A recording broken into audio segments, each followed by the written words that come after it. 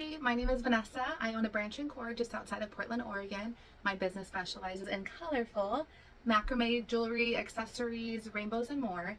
Today we're going to be making our own DIY macrame rainbow using one of my rainbow kits. If you have landed on this link and you do not yet have a kit, no worries, head to the description. You'll find it linked to my website, and I currently have 10 different colorway options for you to choose from. So grab your kit and let's get ready to go. Every kit is going to include a yarn needle, hanging string, wooden beads, 4 pre-cut, same length, colored cords, rope for wrapping, and an instruction card you likely got here from the QR code, which took you to instructions. That QR code will also take you to my Instagram, my website, my event page if you happen to be local in Oregon. You'll find all the goodies there. What you are going to need that the kit does not include is a hot glue gun with a glue stick, scissors, and a comb of some sort.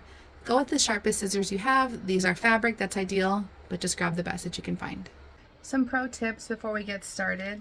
All the colors are cut the same, so you do not have to go in the order of the kit. Switch it up, put white on the top, do whatever you want to do. We're going to start from the top to bottom. We're going to make it easier getting the hard part out of the way, the longest row. Your hands may start to feel a little tired, moving our muscles in different ways. Our hands, they're just bound to feel a little sore. So take breaks as you need, stretch them out, totally normal. And enjoy it. We're just making rainbows here. So if it feels like, you're having a hard time twisting it, or you're not able to move it the way my hands are, that's totally normal. Just take a break, move it in different ways. What feels right for me as I spin it may feel different for you. So maybe you want to hold it this way or instead of that way. Play around with it. It's totally fine. All right, grab your top longest row and the color you'd like to use for the top. I'm going to go with copper. A couple things first. This bottom area is going to be our fringe. This is about 1 inch, give or take. If you want a thicker fringe, start wrapping higher up and end higher up. Leave more white. This way you have a thicker fringe at the bottom. If you don't, just leave it like this, and these are kind of our marker points of start and stop. And pay attention as I go along a little bit. These are some key details. Once you hear the details for the first and second row, then you can fly through and finish the third and fourth on your own. But we're going to call this the tail. I'm going to point the tail inwards towards the middle of the row, and we're going to wrap around it to hide, secure the tail, and have a nice clean finished look. So what I do, and this is the most important detail, is I wrap the cord with my fingers as, I guess I should say spin. I spin the cord with my fingers as I wrap. What this does is keep the cord nice and tight, because this is called single strand cord. So if I were to spin it the other way, left or towards me in this case, the strands open up like that. You can still wrap it that way. It just looks a little bit more messy. I prefer to have a nice tight look, so I will spin the cord to my right away from me as I wrap. And this is just a motion that I keep going or keep using as I wrap around. At certain points, my hands just kind of naturally also want to switch and wrap this way, and that works too. So just follow your own lead, play around with different styles and see what your hands feel comfortable with. Again, they may get a little sore. That's okay. Just stretch and keep going. And once you get a groove, it becomes a point where I don't even have to spin it. It just is tight, and I'm moving more my left hand than the right. And it makes this time fly by. And I'll push down as I go so there's no white in between, so that when we arch our rainbow, it's not so spread apart that white shows. We're pushing down and we're tightening as we go. So go ahead and fly through this rainbow. Stop at the end, wait for me. I'm going to let you know how we're going to tie it off, and then I'm going to give you a tip as we complete the next row as well. Then you can kind of go on your own for a minute. So finish this one, and then we will circle back here. Okay, once we get to our end, mine's a little short because I actually just used it for something else, but I had to cut it a little bit, but yours should reach to the end, if not more. You want to save about 5 inches, and we're just going to tie a single knot around the rope and pull it through so that it has an end there. It's going to look like that. Pull it nice and tight, and then we're going to cut close to it, leaving just a tiny little bit of it. It's okay that it's going to show. We're going to hide that spot later. When we go to glue it, we will arch our rainbow with that little area there on the inside so that the glue hides it in between the rows. So no big deal. All right, so we have our first row there. I'm gonna wrap my second. When I get to the end, I want you to pay attention because I'm gonna show you something that's gonna guide you through the next steps too.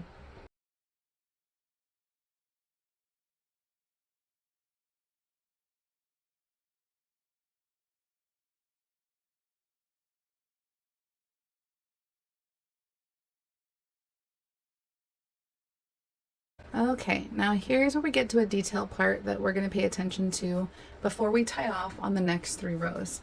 So we're going to control, or try to control, our straight lines at the bottom. So if you notice, if I had kept going all the way to the end, my rows are straight here, but they're not straight there, especially if I would have went down to this end here, there would have been a big gap. So what I'm going to do is undo a few rows so that it matches up there. And how you arch it, whether it's a really wide arch or really narrow, is gonna matter too. So I'm kind of gonna go in the middle here. And I'm thinking about where this end on my right also meets there. Like that's all looking good. I'm gonna take out 1, 2, 3, 4, 5, about 5 rows here. I'm gonna mark it with my finger and I'm gonna tie it off there.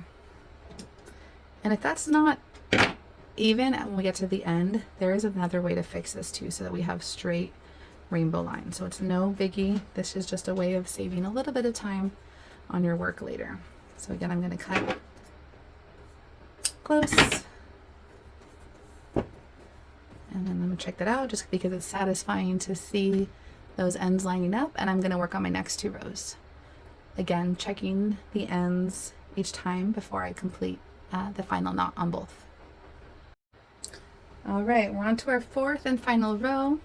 You're gonna want to turn on your hot glue gun if you haven't done so already. So we can do that because it's almost time to glue.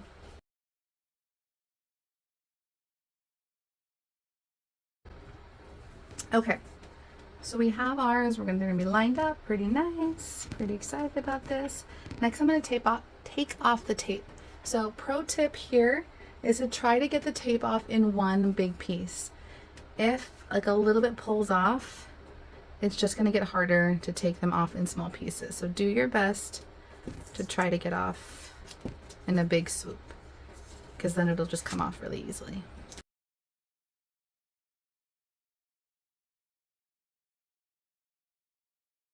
All right, now we have our 4 rows. They are tape free. We're going to start gluing from the middle in, and I'm going to show you some pro tips on how to do that. All right, now I've grabbed my inner row, my shortest. I have flipped it so that that little knot area where we tied, that has like a little nub sticking out, is facing outward and up. I like to hold it. I will push pressure with my hand to tighten it so that it gives it this nice little arch with like the best centering that you could possibly do. Then I'm going to glue in short strips. I'm going to use my hot glue gun. I use a precision tip glue gun so that it's a thinner, smaller nozzle, and I have a little bit more control over it. So I'm going to glue in a small amount, and then I'm going to set it down on the table and quickly add my row on top. Small sections at a time, holding there for a good 5-ish seconds so that the hot glue has time to dry. But once you put that on there, hot glue dries fast, so you don't have a lot of wiggle room to move things around. So really make sure that you are going to place it exactly where you want to. And what I mean by when I'm going to put small amounts down and attach it, I'm going to put glue here, and then I'm going to quickly lay it down exactly where I want to, arching it and holding it and giving it shape along the way. It's okay if these ends aren't perfect. We're not striving for perfection, we're striving for happy rainbows. So that's going to be my goal after I put the glue down. All right, so small, thin strip. I'm going to go for about 2 to 3 inches. And I'm going to place it down. Down right over that little nub area. And I'm going to hold it tight there so it secures. So only this part is glued right now. I'm going to go in sections and do the rest. But I find doing smaller sections gives me better control overall, and then it doesn't allow the glue to dry that fast. So what I do here is balance on my chest, and I do a small thin line starting from where they connect up and over, and then I'm going to put it down on the table again. And every single time I'm gonna arch my rainbow how I want it. We are training the rose and we're training the glue to be placed how we'd like. Because this area isn't so big, we know what we're doing at this point. I'm gonna do one big long glue strand here, but you do what you're comfortable with.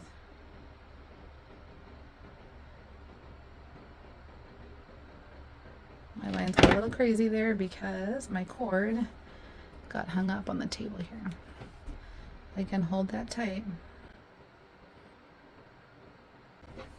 All right, on to the next.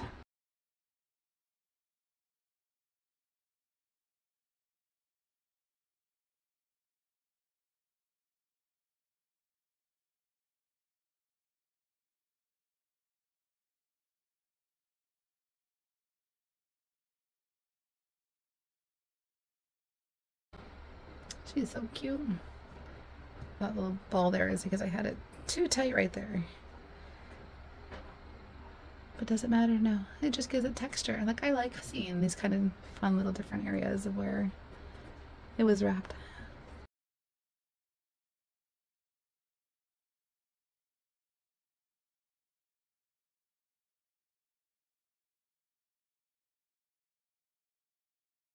So, okay, so this is not a big deal.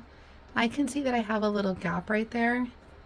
That just kind of drives me nuts. Because I have a precision tip, I can push this in there and do my best to fill it. It's a little bit harder if you don't, but you could also just make one side a back side if you happen to have glue that seeps through.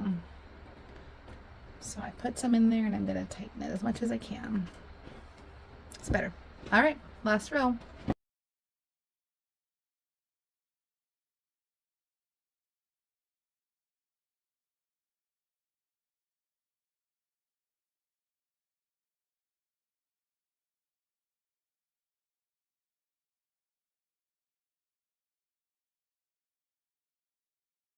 All right, we have your rainbow. If the rows are not perfectly straight at the end, no big deal. Rainbow is a rainbow. There's no perfection needed. If you have a really big difference and you really wanted to make your ends straight, you could pull out the bottom of any of the rows that are too long, pull it out, undo the rows so that it becomes the same length. Use your yarn needle, thread it, put it under, pull it through, and it would hide it. But do you have to do that? Absolutely not.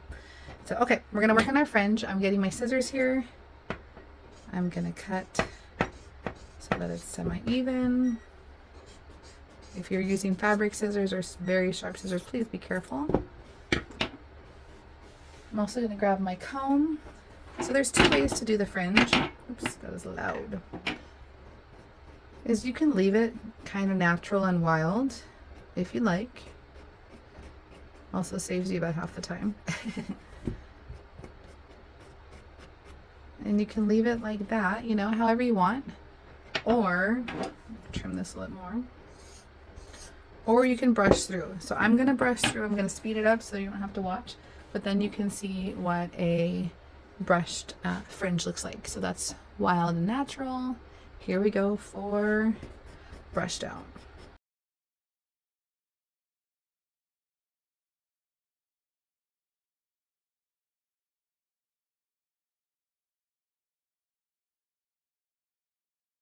Alright, that's pretty brushed out, and then I'm going to trim.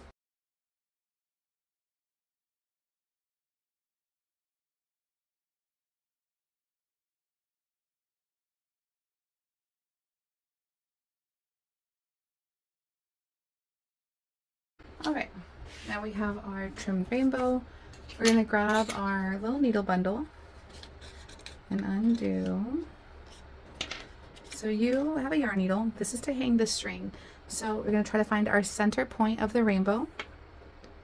And I'll go under one or two of the rows, doesn't really matter. And then I'm going to thread my needle through there. So I hold my fingers as close to the end of the string as possible so that I can control the fibers so that they can go in easily. And if it's easier to thread that before you put the needle on, that's fine. So you're going to pull just a bit through, not all the way. What am I doing here? I gotta take those off. Take those off. We're going to thread the other side, going in the same way as the other, holding close, and then we're going to pull them both together and center. There's pretty close too.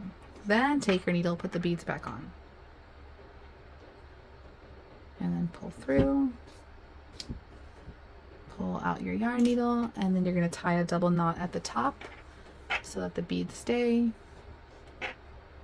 And these wooden beads act as diffusers as well. So if you use essential oils, you can add a few drops of your favorites there and it'll hold the scent for a few days before you need to switch it again. So it's pretty nice. So there you go, friends. We made a macrame rainbow. I hope you enjoyed wrapping yours, whether you did it all at once or in sessions. I hope that you enjoyed your time. You'll notice you have some extra goodies, so please use this yarn needle or give it to a friend if you can, so that it still gets other uses rather than throwing it away. And you likely also have scraps, so check back soon. I'm going to make a quick little video on how you can make a tassel using your scraps, but these are there's still a lot here, so we can find some. I hope you had a great time making your rainbow. I had a great time making with you. If you'd like to add other kits to your collection, I do usually have a limited option as well, so there's fun ones you can grab throughout the year, and then I have my staples. If you're catching this during summertime, I have a really fun watermelon kit that is super cute with little black pom-poms as the seeds. So anyways, you can find more at abranchandcord.com. I'd love to see you there, and on my socials on Instagram and Facebook at abranchandcord.com. Let me know what you thought of this workshop, tutorial, instruction down below in the comments. Thanks so much.